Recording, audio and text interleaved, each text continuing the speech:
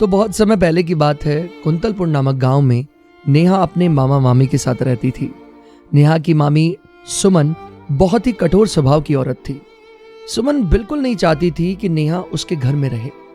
सुमन नेहा को बहुत ज्यादा परेशान करती ताकि वह उसके घर से भाग जाए। उसे घर का सारा काम करवाती, झाड़ू पोछे से लेकर किचन तक सारा काम नेहा ही करती और पूरे दिन सुमन आराम करती। सुमन नेहा को पूरे दिन में सिर्फ एक वक्त का खाना देती, वो भी शाम को रूखा सूखा। ये ओ नेहा महारानी, इतने आराम आराम से काम क्यों कर रही है?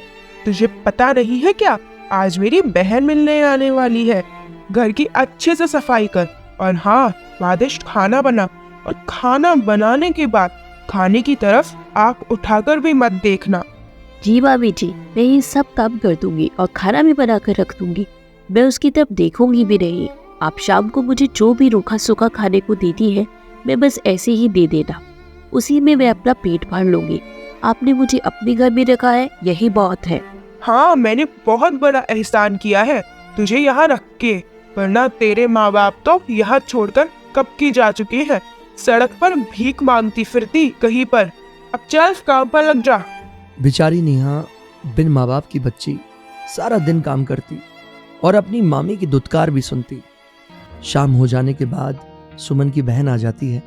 सुमन और शालिनी दोनों मिलकर बहुत मस्ती करती हैं, खाना भी बहुत मजे से खाती हैं। जब नेहा के खाने का समय होता है तो नेहा अपनी मामी के पास आकर कहती है, मामी जी, मेरे खाने का समय हो गया, कुछ खाने को दे दो।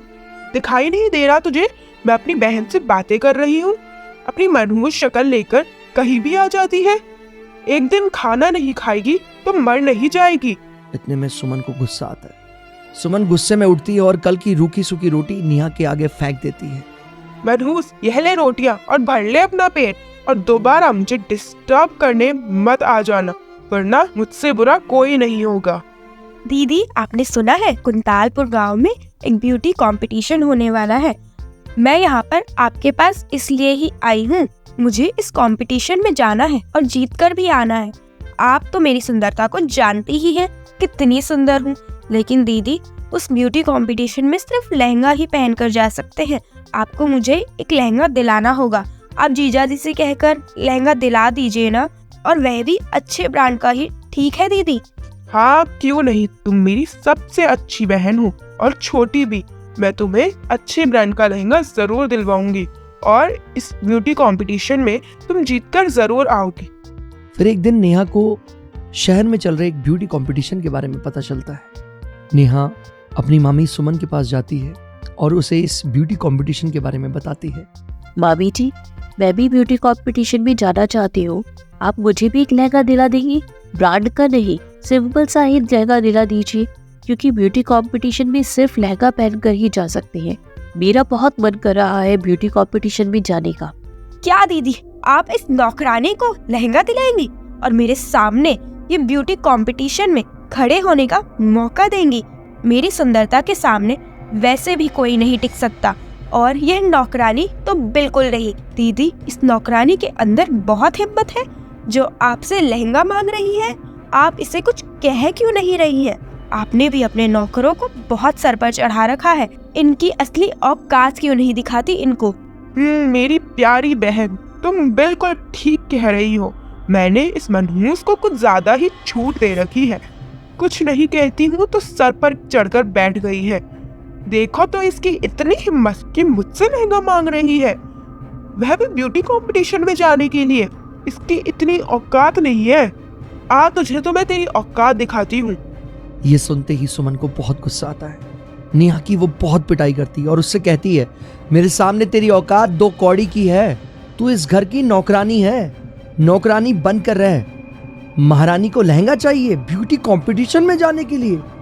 आज के बाद अगर मेरे सामने कोई फरमाइश की तो सिर्फ पिटाई नहीं, अगली बार धक्के मार के बाहर निकाल दूंगी। अब चली जा यहाँ से और हमारे लिए कॉफी बना कर ला। पता नहीं ये कौन सा दिन था जब इसके माँ बाप इसे हमारे सर पे छोड़ गए।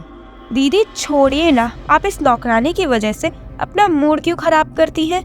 चलिए हम शॉपिंग पर जाते हैं और लहंगा लेकर आते हैं। शालिनी और सुमन शॉपिंग पर चली जाती है। वहीं दूसरी तरफ नेहा बहुत रोती है। नेहा के शरीर में बहुत दर्द हो रहा था। उसे घर का काम भी करना था। नेहा अपनी माँ की तस्वीर के सामने जाती है और जोर जोर से रोने लगती है। सोचती है कि उसके साथ ही ऐसा क्यों हुआ। मेरी किस्मत कितनी खराब है।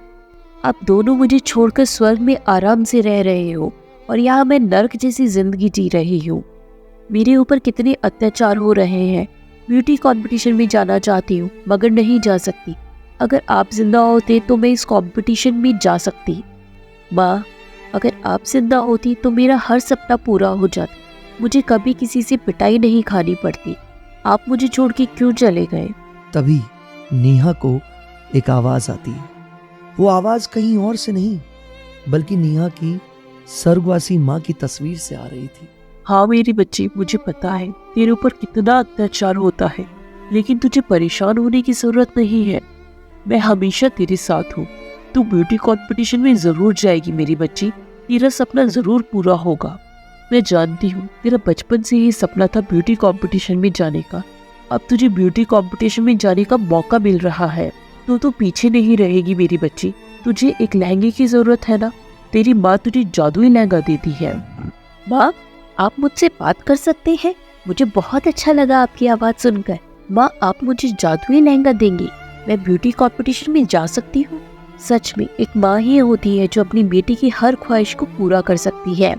मेरी प्यारी बच्ची, तेरा जादुई लहंगा तेरी अलमारी में रखा है। जा, उस अलमारी को खोलकर देख। अंदर एक जादुई लहंगा रखा है। तू उसे ब्यूटी कंपटीशन में पहनकर देखना। ब्यूटी कंपटीशन तो मेरी बेटी ही जीतेगी।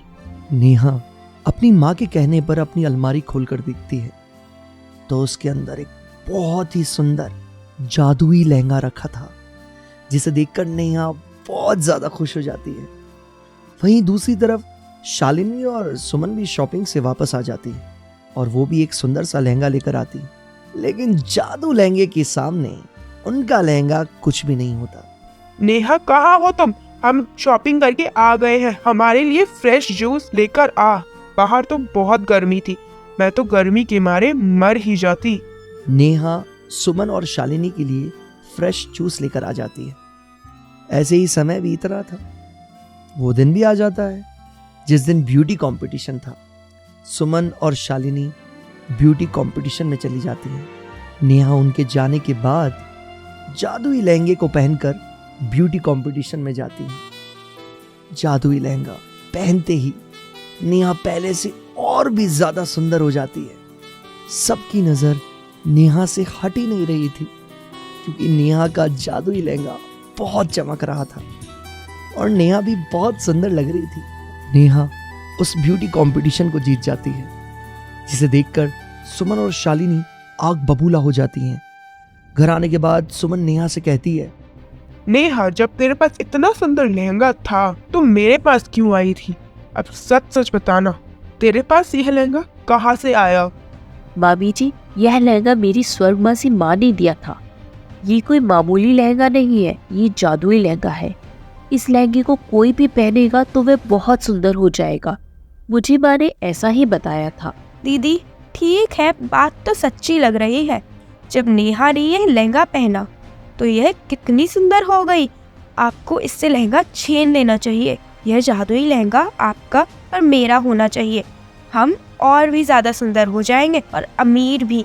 इसके बाद हम इस नौकरानी को यहाँ से धक्के मारकर निकाल देंगे। जादुई लहंगे को पहनकर मैं एक बड़े कंपटीशन में जाऊंगी, फिर मुझे कोई टक्कर नहीं दे सकेगा।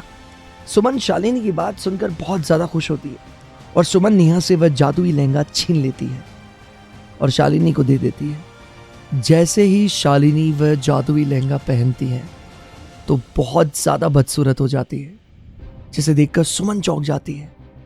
तभी जादुई लहंगे से एक आवाज आती है, यह जादुई लहंगा है, अच्छे लोगों के काम आता है और बुरे लोगों के काम नहीं आता। तुमने बेचारी नेहा के ऊपर बहुत अत्याचार किए हैं। सुमन, तुम्हारी बहन को इसकी सजा मिल गई है। अब तुम्हारी बहन हमेशा के लिए बदसूरत ही रहेगी और इसकी सजा तुम्हें भी मिलेगी। तुम भी हमेशा हमेशा के लिए बदसूरत हो जाओगी। तभी उस जादुई लहंगे से एक रोशनी आती है और सुमन भी उस रोशनी की वजह से बहुत बदसूरत हो जाती है। नेहा शालिनी से वह जादुई लहंगा वापस ले लेती है और सुमन के घर से चली जाती है। नेहा जादुई लहंगे की मदद से बहुत अमीर हो जाती है और गरीब और अनाथ लोगों की बहुत मदद करती है और बहुत ही खुशी खुशी अपना आगे का जीवन बिताती है।